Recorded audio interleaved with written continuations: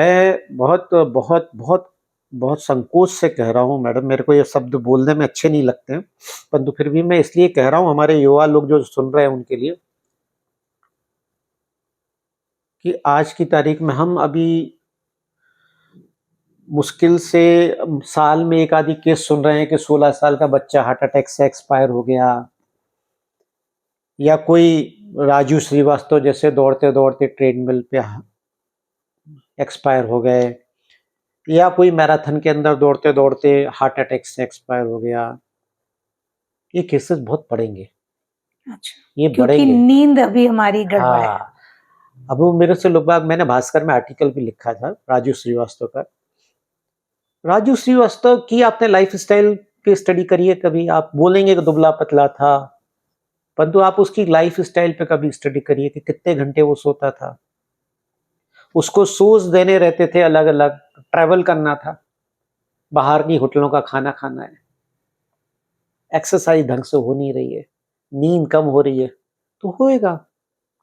तो आने वाले 5-6 साल बाद जो मैं खतरनाक भविष्य देख रहा हूँ वो ये है कि हमारे युवाओं की कम एज के अंदर मौत होगी, क्योंकि वो नींद पूरी नहीं ले रहे हैं, खा कुछ भी रहे हैं बाहर का, पिज्जा बर्गर, और एक्सरसाइज तो कर भी रहे हैं तो उल्टी सीधी तरीके से, साइंटिफिक तरीके से नहीं कर रहे।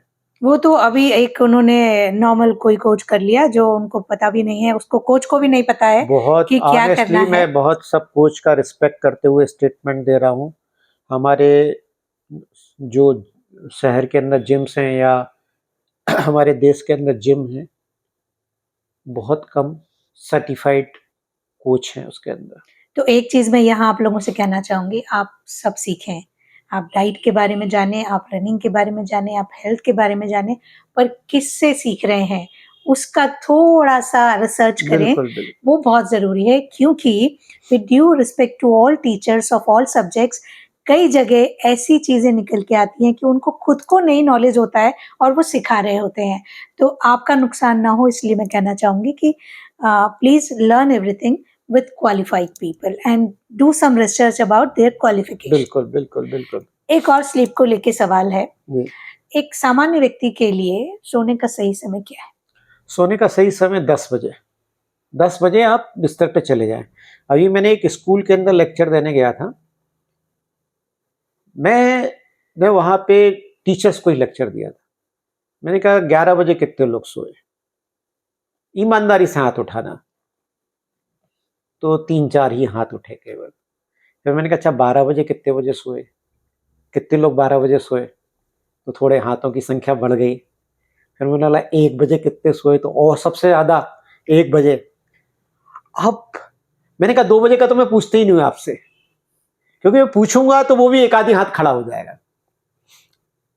एक स्कूल के अंदर हम लोग गए किसी का लेक्चर कराने के लिए, साइबर सिक्योरिटी के लिए, तो उन्होंने बच्चों से पूछा, स्कूल के बच्चों से, स्कूल गोइंग मतलब 6-7 तक के बच्चे थे वहां पे, कि कितने बच्चों को रात को सोने में दिक्कत होती है। 80% बच्चों ने हाथ खड़े करा कि हमको सोने में दिक्कत होती है।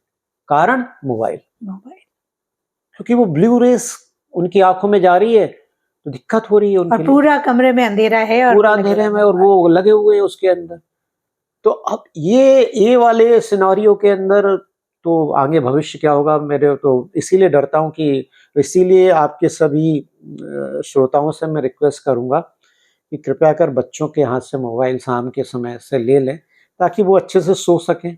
और बच्चों के हाथ से लेना मुश्किल है तब तक जब तक कि माँ बाप के हाथ में है, खुद पेरेंट्स नहीं करें। तो आप सब, मैं जो जब फैमिली काउंसलिंग करती हूँ तो मैं सलाह देती हूँ कि शाम को एक टाइम तय कर लें कि अपन सब ने खाना खाया, अब ये जो मोबाइल है ये यहीं टेबल पे जहाँ भी आप खाना खा रहे हैं वहीं सब छोड़ के अपने अपने कमरे में जाएंगे, और सुबह उठने के बाद फिर जब तैयार होके यहाँ आ जाएंगे तो उठा लेंगे। उनके लिए एक बड़ी कठिन तपस्या होगी, बट अगर सब मिलके तय कर लें यार, बस तय कर ले तो सब कुछ पॉसिबल है। हम कहते हैं ना कि बच्चे वो नहीं करते जो हम सिखाते हैं, बच्चे वो करते हैं जो हम करते हैं। बिल्कुल बिल्कुल।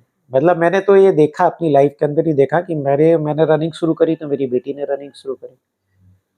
मैं अच्छा सोता हूँ तो मेरी बेटी भी कोशिश करती कि अच्छा सोए। वो ये पेरेंट्स कोई देख के रोल मॉडल है, उन्हीं को देख के हम फॉलो करते हैं।